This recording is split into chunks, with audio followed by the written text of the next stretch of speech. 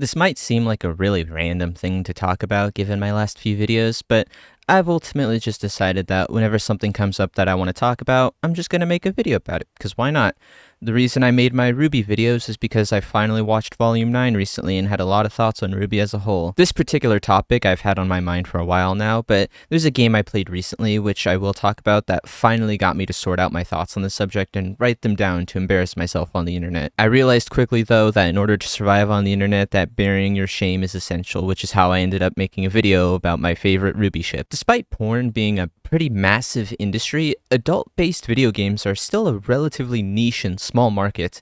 I only really see three types of adult games at this point: shitty cash grabs designed to take your money with the most mid-porn imaginable, overly ambitious titles that always end up biting off more than they can chew, and visual novels, which are there if you're into that sort of thing. Recently though, I've played a game that made me think a lot about the genre and the potential future of it, that game being Subverse.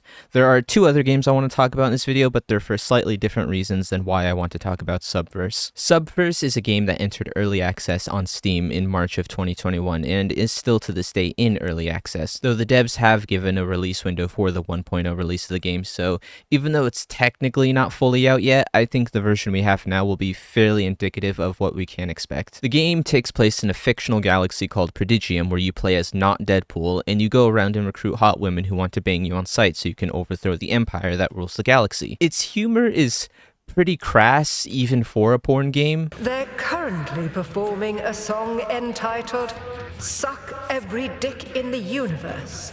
Though the fuckbots with Tourette's are quite funny in my opinion. Get your very own premium fisting package today.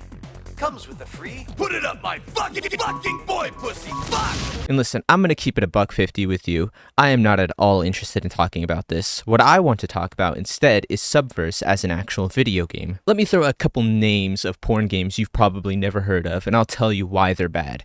Project QT, Sexy Airlines. You want to know why these games suck ass? These games are designed to be bad games. Their gameplay is meant to be boring so that you'll spend money on microtransactions so that you can skip straight to the adult content, which to me is baffling considering I can just go on Google, type in big boob and get 2 billion results. To me, the appeal of adult games is earning that content. Actually working for it makes it all the more satisfying. But with that being said, I'm not going to do that if your game is just plain boring. In Halo 1, there was maybe 30 seconds of fun that happened over and over and over and over again. And so, if you can get 30 seconds of fun, you can pretty much stretch that out to be an entire game. This is a quote by Halo game designer Jamie Greismer, I think is how you pronounce it, which basically describes a game's core gameplay loop.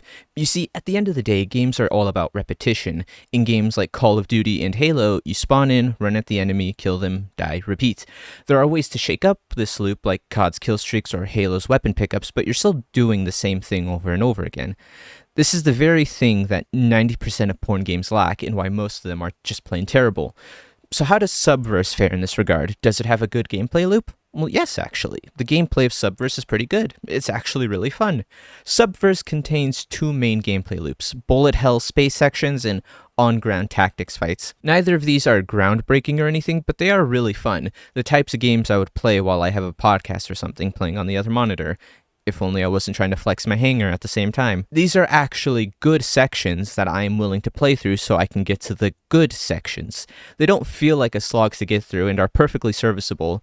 This already makes Subverse leaps and bounds better than most adult games, solely due to the fact that it remembered it's also a video game. Now allow me to move on to the next two games on my list, which will be kept a bit shorter since, unlike Subverse, these games aren't in early access. The first game I want to bring up is Wildlife. It presents itself as an open-world adult RPG, which already makes it sound super ambitious, and you have two playable protagonists in this game, Maya and not Leon Kennedy. From screenshots and gameplay clips, it looks like your standard open world, but with lots of sexual content as well. My only hope is that the game doesn't rely on its adult content and remembers that it is a video game as well. As I've said earlier, there is no early early access, all we have at the moment is a demo, which I think is around 2 years old, so I don't think it would be fair to judge the game based off of it, since I think it can be safe to assume it's already far different than that demo, and when it comes out, it'll be even more different. Now, the devs do provide weekly updates on their Steam page, to show what they're currently working on, which leads me into my next thing that I want to talk about, which is something that I feel like most, if not all, adult games fall victim to at some point: feature creep. This term, for those who don't know, basically means when a development team keeps adding more and more features, ultimately cluttering the game and making it more complicated. It's currently too early to tell, but I'm getting the sneaking suspicion that Wildlife might be having said issue. Though with that being said, at least this game looks like it will come out eventually, which I can't say for the next game on my list, Operation Lovecraft: Fallen Doll. I genuinely don't believe this game will ever come out. I don't think it's a scam like other people seem to. I just think it's a shining example of poor management and not knowing what kind of game it is they actually want to make. From my 20 minutes of research, this game started out as single player, but it looks like now it's been rebuilt as an always online multiplayer game, which, let me just say, is the dumbest shit ever. I do not want to crank one out while I'm gaming with the boys. Porn games have always typically been single player, and for good reason. Now, the gameplay, according to the Steam page, is a tactics deck building roguelike, but after trying to look into this game mode doesn't seem to exist yet. The only form of gameplay I can find online is just characters walking around and being put into different animations, which is nothing. You can do that in the Wildlife demo as well. I honestly can say with 100% certainty that this game will never see the light of day. This game simply seems too ambitious for its own good, and the switch from single player to multiplayer is stupid as hell, as no one wants to whip out old John Thomas while they're in a Discord call with their gaming buddies. Wildlife sounds almost too good to be true, but unlike Operation Lovecraft, it's at least shown that its gameplay exists, and they know what kind of game they want to make, even if it does look like it has a small case of the feature creep, at least from a small glance. There could be more to both of these projects, as they both have Patreons, but my investigative journalism doesn't have the kind of budget for that, so I'm going off solely what I can find on the interwebs. I do plan to keep a close eye on both of these games, especially Wildlife, because if this game does release and it's exactly as advertised, I think it could be a huge boost for the genre of adult games as a whole. I know this was a weird topic to bring up, but seeing as Subverse is, allegedly, coming out soon, I think it's somewhat topical, and I'm honestly surprised that this genre is still as small as it is. My thoughts on it are brief, but I thought worth mentioning.